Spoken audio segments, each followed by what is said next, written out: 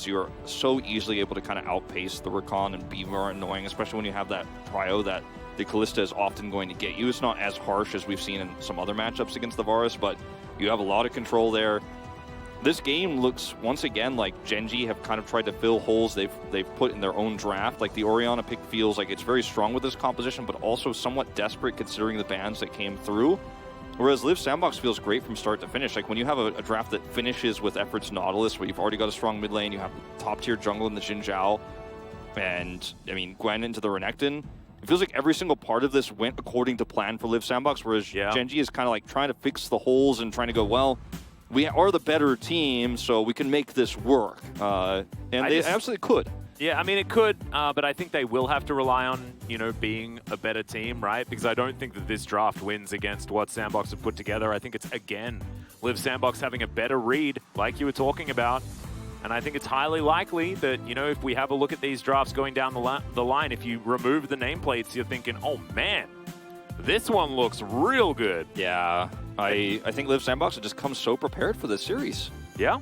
It's absolutely beautiful to see, and they understand just how important this week of games was, right? Like, we've already drawn attention to it. So, certainly looking a little bit more like his wheelhouse. But he was on Rise last time, so it should have been okay there too. Look at these numbers, too, for Live Sandbox. Summit's first time playing the Gwen. It's not a champion he's really focused on. That's insane, considering how high prio she's been and how often she's been open. And also, Effort's first time on the Nautilus this season. That is crazy, as he's flashing forward already. Ruler has to flash out, but they're still going for this. The Ren's going to be there. And Prince and Effort 2v2 kill them as soon as they hit 2. Yeah. Bait has teleport, though, so this could end up going badly. Let's see if the bait works out.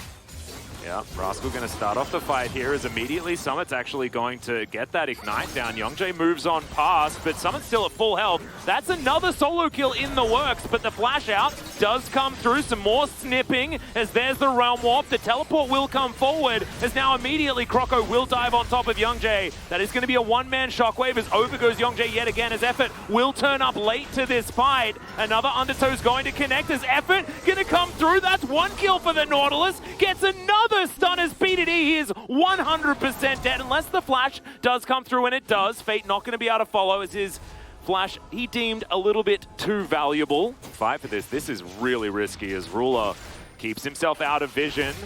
Does have the ultimate available as that's a great engage onto Croco, but he does have the ultimate available. Rascal gets a lot of value with the Q as it is. Shelly getting involved as well. 3 members of Live Sandbox trying to run away right now. Chains of Corruption are on cooldown, but it looks like Live Sandbox will realize that 4 versus 5 wasn't going to get it for them. And yeah, wrestling with that. Kalista through the brush. Ooh, the flank teleport. Yeah, immediately Ragnarok used early teleport to come forward here as Summit. Trying to escape from this one. Doesn't have flash, remember. Wants to get that dash back available as the needlework is just insane. Okay, Summit is very, very close to living here, but actually avoids a Ruler in a bit of trouble. This Leeching Leer is just nutty, as the last auto will be enough to do it, but now available. There's not a great teleport ward except the one that's very far left here, so they're just going to walk in instead, Summit and Fate. Yeah. And Rascal, great position, as it's probably going to be a 50-50 as Prince Cleanse Splash gets himself out of there. There's the Fate's call as the Gwens dove on in. Croco trying to get into position, has to smite early, but he is going to be taken down by Youngjae. He gets himself the smite as the shockwave lands onto one. As Effort does have that stopwatch. They do take down the Olaf, but Gen.G denies Soul Point. Yeah. He's going to be in that Dragon Pit, but it looks like Live Sandbox will be able to back away. Piercing Arrow just not quite doing the damage that you expect from this Varus. This is such a hard fight for Gen.G to engage in on without, you know, any sort of really awesome ultimate to set this up. I mean, the shockwave, this positioning is good. That is going to be stolen by Ruler of all people. Wow. There's going to be the shockwave as in goes the Rakan as well. Great knock up from Effort though, as immediately the Crocodile's in trouble, but the Gore Drinker is just disgusting. Prince trying to kite this one out, but it's just not going to be enough, and that is a huge fight for Gen.G. Massive. And they turn this whole game on its head. Oh, they absolutely do. This is a real moment for Gen.G to absolutely take control over everything, because now they could take this lead and then go straight to the Baron Pit and clean this up. And even though Youngjae Ragnaroked early in that fight, they were able to just win that war of attrition because Renekton is so fed. The Gore Drinker value you mentioned is huge here. He went to full health. That was absurd. It was actually crazy. No matter how many times you nerf this item, nerf the healing on the Renekton too, it's just like, well, he's going to be totally fine. As you watch this too, like the positioning of Ruler is kind of awkward. Like he's caught between a rock and a hard place in terms of doing damage. Steals away the Drake though. And then at this moment, Liv Sandbox is like, oh, I want to cancel the fight. I would like to cancel my reservation on this Drake. But it's a little bit too late.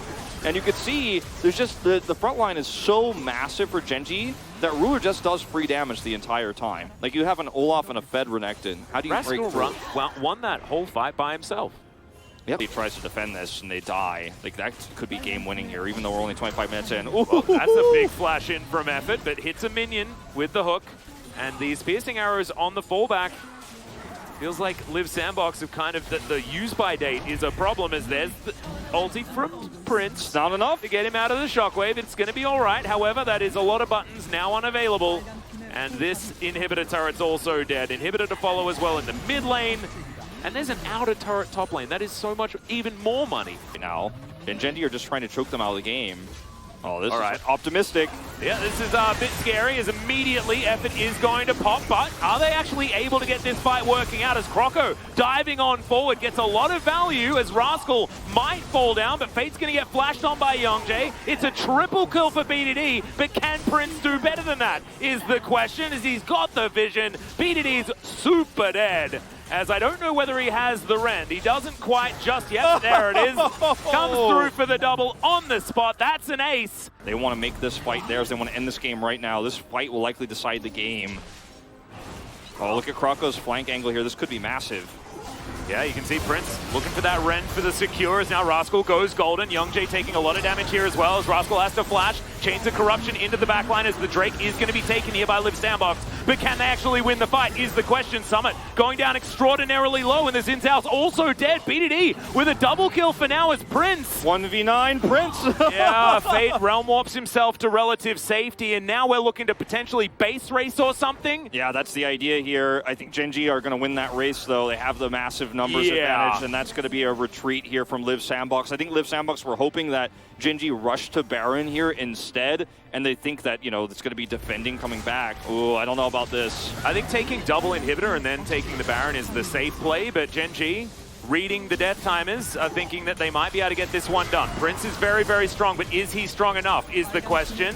As now Rascal underneath Nexus turrets does have to contend with this mega fed Kalista who goes down to the GA. Now Effort coming on in here is, okay, Prince just gonna get popped. The shockwave timing, absolutely beautiful. As Croco, it's his turn to celebrate by going directly back to the death chamber. That was a roller coaster, but in the end, Gen.G managed to pull through.